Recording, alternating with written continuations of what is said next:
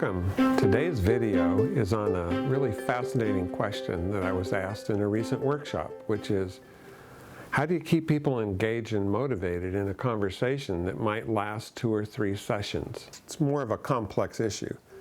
So I'd like to talk about it. It's a great question. There's 2 ways to answer this question.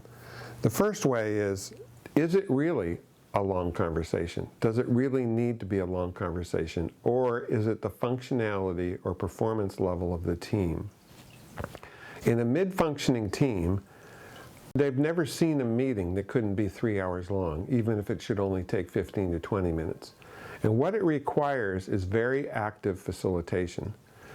You can use processes like appreciative inquiry or the discussion method, but it requires you, the facilitator or the facilitative leader, to keep them highly focused, on task, don't let them veer. So mid-level teams like to bird walk, which means they go off topic and one person builds on another. Your job is to keep them focused on inside of each of those processes and the questions within those processes.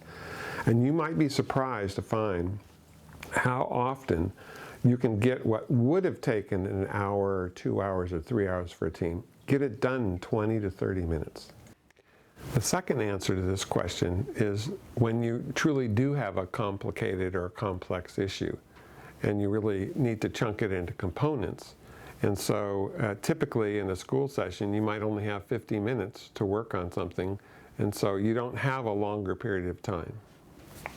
And so you have to look at, how do I chunk this more complicated process into 2 or 3 segments?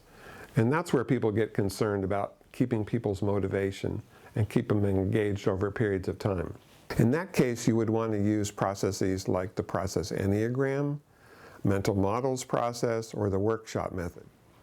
So all of those processes will take 2 to 3 hours to really fully explore a topic and really get the desired outcomes. The trick really is to know that you're going to do 2 or 3 sessions, because you don't have 2 or 3 hours in one block of time. And that what you need to do is you need to frame the agenda at the beginning of each conversation as that there's a particular task that you're trying to accomplish during that chunk of time. The important point here and the underlying principle is that people need to see and experience progress. So what you want to do is you want to design each day's agenda with a clarity about what task we're trying to achieve, what result we're going for each day, and also frame that over the course of the meeting so they know what they're going to do day 1 and what they're going to accomplish and achieve, what they're going to do the second meeting and the third meeting. Each one is chunked out to know what the results are, so that people experience progress, they experience results, and they experience movement on the broad overall agenda. So the third important point here is to realize that in high-performing teams, you can get an amazing amount of complex work done in a very short period of time.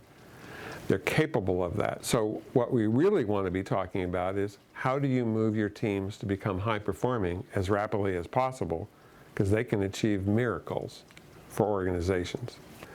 Never try complicated processes or complex issues for low-functioning teams. It's about picking the right process for the right circumstances, the right level of team performance, and the right level of complexity for the task. That's a juggling act.